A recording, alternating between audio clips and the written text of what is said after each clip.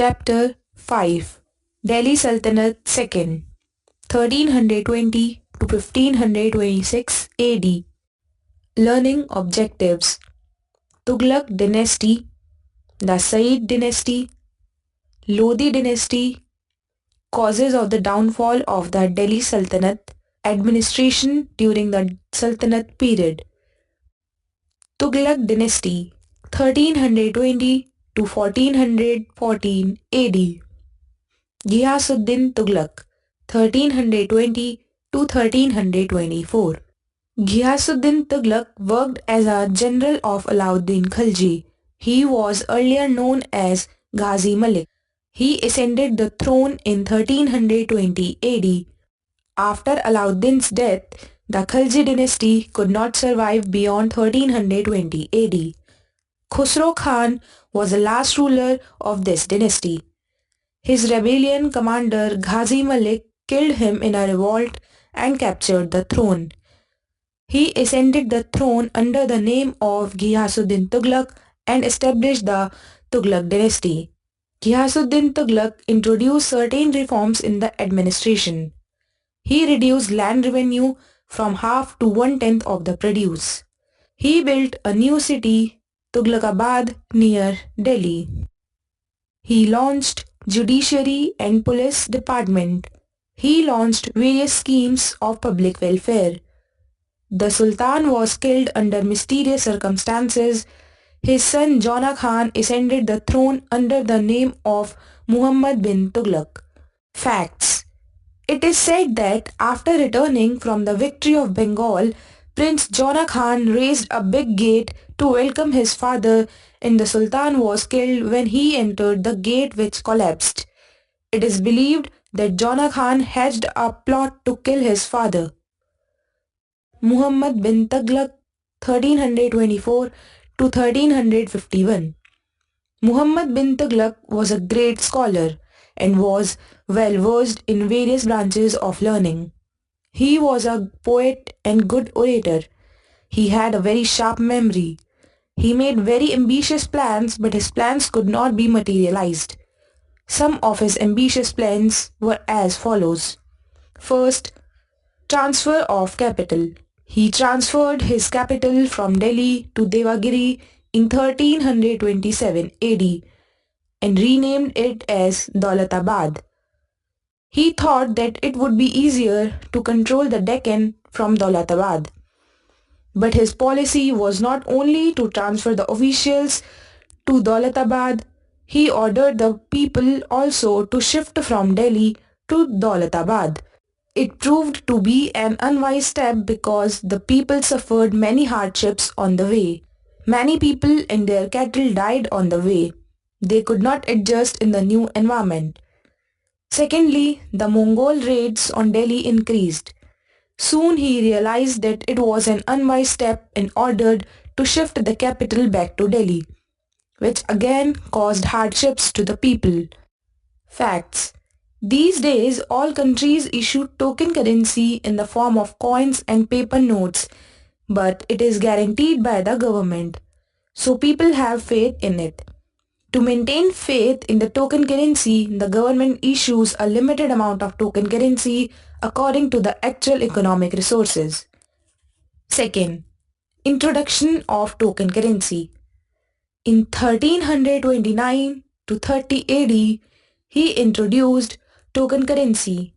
He issued a currency of copper coins in place of gold and silver coins.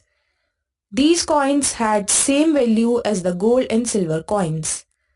These coins could be minted only by the government, but some people began to mint fake copper coins in their homes.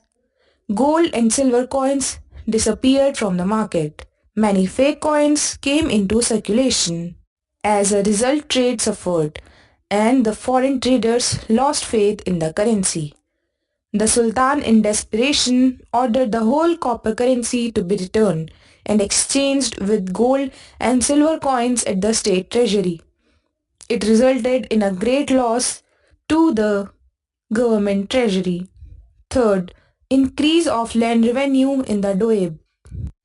The Sultan needed more resources to meet the expenses of the army and other welfare schemes, so he raised the land revenue in the Doab because it was a fertile area. But at that time, this region was facing the conditions of famine, so the farmers were not in a position to pay the increased land revenue. There was great frustration among the people and the Sultan became unpopular. 4. Ambition to conquer other lands. Muhammad bin Tughlaq raised a large army to fulfill this ambition. He planned to conquer China and Persia. Many soldiers died on the way to China while crossing the Himalayas. It brought a heavy loss to the government treasury. In fact, Muhammad bin Tughlaq was much ahead of his time. He had many qualities. He was polite and generous. He was always concerned about the welfare of the people. But he proved to be unsuccessful. But he proved to be unsuccessful as a ruler. Firoz Shah Tughlaq 1351 to 1388 AD. Muhammad Tughlaq had no son, so his cousin Firoz Shah Tughlaq succeeded him. He tried to win the sympathy of the nobles by giving them jagirs and presents instead of salaries. He reduced the land revenue. He constructed canals. The old Yamuna Canal was dug during his period. It helped in the promotion of agriculture. He founded new cities like Hisar, Firozpur, Jaunpur and Firozabad. Firoz Shah Tughlaq started many schemes for the welfare of the people. Rest houses were built, charity department was established to help the widows and orphans and other needy people. He also set up hospitals which gave free treatment to the people. Firoz Shah proved to be a weak ruler. He failed as a general. His expeditions became unsuccessful. The revival of Jagirdari system was proved to be a setback to his administration. After the death of Firoz Shah Tughlaq in 1388 AD, the Tughlaq Empire began to decline. Many rulers became independent. During the reign of Nasiruddin Muhammad Tughlaq, the last Tughlaq ruler, Timuri Lang, the Mongol ruler of Central Asia, invaded India in 1398 AD. Timur's invasion was a fatal blow to the Tughlaq dynasty. Invasion of Timuri Lang.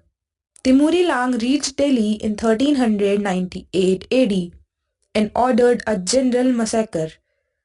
The city was devastated. Timur took away large quantity of gold, diamonds, silver, etc.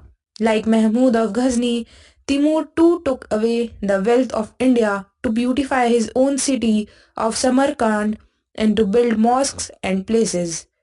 Timur's invasion put an end to the Tughlaq's rule. The Sayyid dynasty 1414 to 1451 AD. Khizr Khan, the governor of Multan and Timur's deputy in India, led the foundation of the new dynasty of the Sayyids. This dynasty ruled till 1451 AD, when its last ruler Alauddin Alam Shah was defeated by Behlol Lodi, a Lodi chief and governor of Lahore. Lodi dynasty 1451 to 1526 AD. Behlol Lodi 1451 to 1488.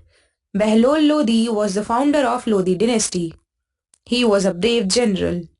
He was generous and pious ruler. He brought peace and order in the Sultanate. He died in 1488 AD and was succeeded by his son Sikandar Lodi. Sikandar Lodi 1488 to 1517. Sikandar Lodi, whose real name was Nizam Shah, ascended the throne of Delhi in 1488 AD. He is believed to be the greatest ruler of Lodi dynasty. In 1503, he founded the city of Agra and made it the headquarters of his army. Trade flourished during his reign through better and protected roads. The book Tariq-e-Dodi speaks highly of the Sultan. He fell ill and died in 1517 AD. Ibrahim Lodi, 1517 to 1526 AD. Ibrahim Lodi was the last ruler of Delhi Sultanate. He was the son of Sikandar Lodi and ascended the throne in 1517 AD. He was peevish and ill-tempered. He lost the sympathy of the nobles and relatives. Revolts broke out everywhere during his time. Alam Khan, his uncle, went to Babur in Afghanistan and invited him to invade India. Babur invaded India in 1526 AD and defeated Ibrahim Lodi in the First Battle of Panipat and established Mughal Empire in India. Causes of the downfall of the Delhi Sultanate. The following were the main causes of the downfall of the Delhi Sultanate.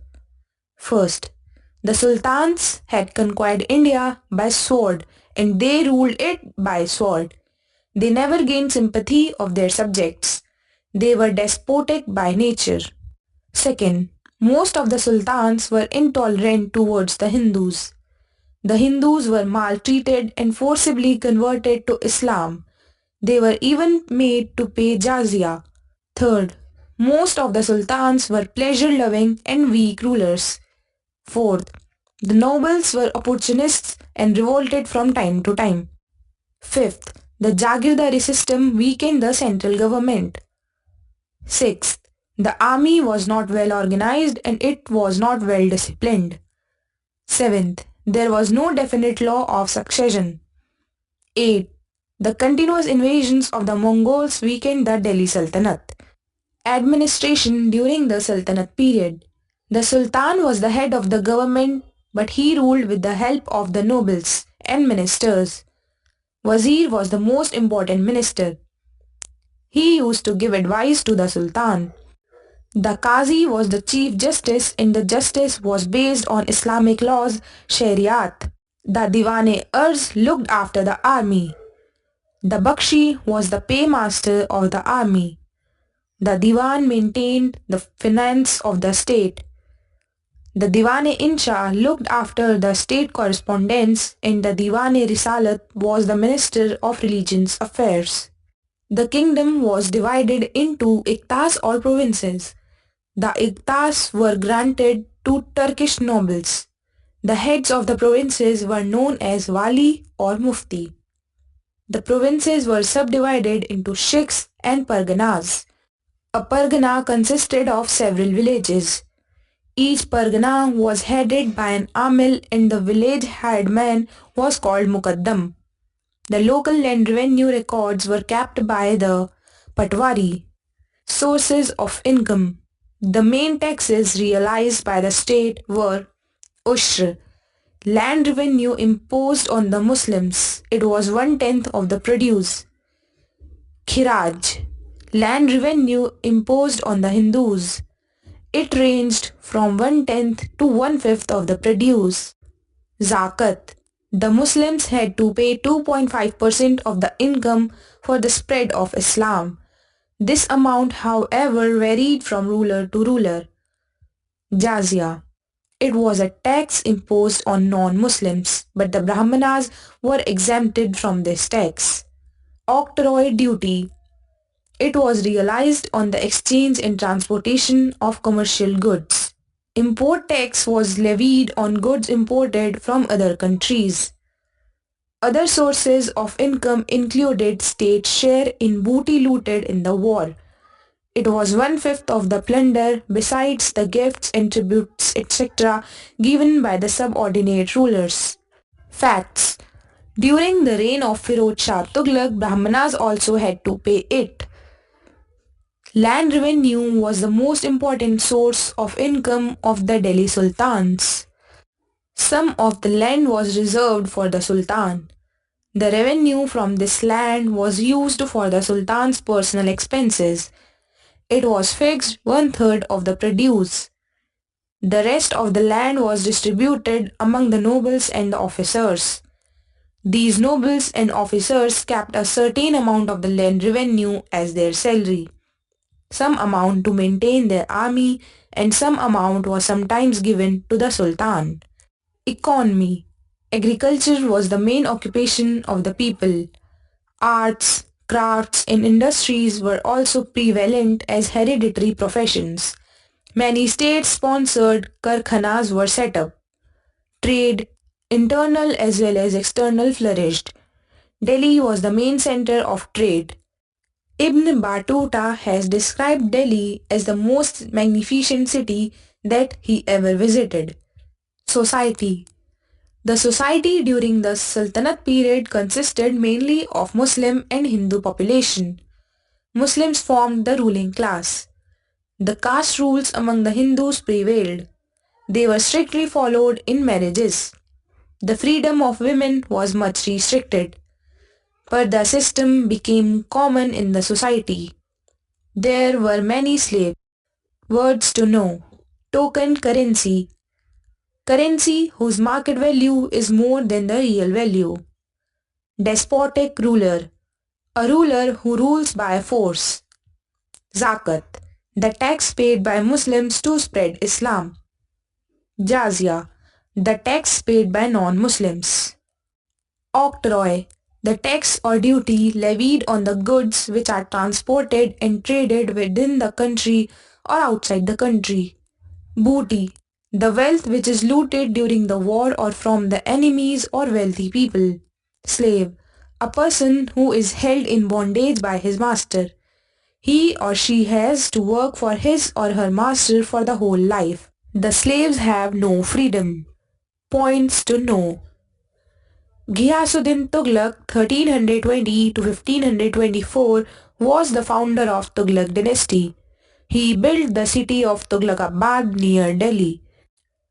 Muhammad bin Tughlaq 1324 to 1351 had very ambitious plans. His plans of transferring his capital from Delhi to Devagiri, Daulatabad, issuing token currency, increasing land revenue in the Doab and conquering other lands failed and made him unpopular. Firod Shah Tughlaq 1351 to 1388 proved to be a weak ruler. He started many schemes for the welfare of the people, but he failed in his expeditions. Timuri Lang, the Mongol king, invaded India during the reign of Nasiruddin Mahmud Tughlaq. He devastated the city of Delhi, killed many people and took away a lot of wealth from India. His invasion put an end to the Tughlaq rule.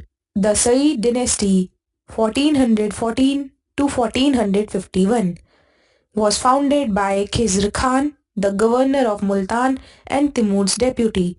Behlol Lodi 1451 to 1488 was the founder of Lodi dynasty. Sikandar Lodi 1488 to 1517 was believed to be the greatest ruler of Lodi dynasty. He built the city of Agra and made it the headquarters of his army. Ibrahim Lodi 1517 to 1526 was the last ruler of Lodi dynasty in Delhi Sultanate. His uncle Alam Khan invited Babur to invade India.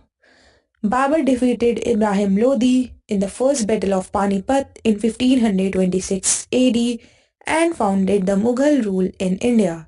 Sikandar Lodi 1488 to 1517 was believed to be the greatest ruler of Lodi dynasty. He built the city of Agra and made it the headquarters of his army. Ibrahim Lodi 1517 to 1526 was the last ruler of Lodi dynasty and Delhi Sultanate. His uncle Alam Khan invited Babur to invade India. Babur defeated Ibrahim Lodi in the first battle of Panipat in 1526 AD and founded the Mughal rule in India. During the Sultanate period, the king was the supreme head, but he worked with the help of nobles and several ministers. The kingdom was divided into iktas, provinces, and each province was divided into shiks and parganas. Chapter 6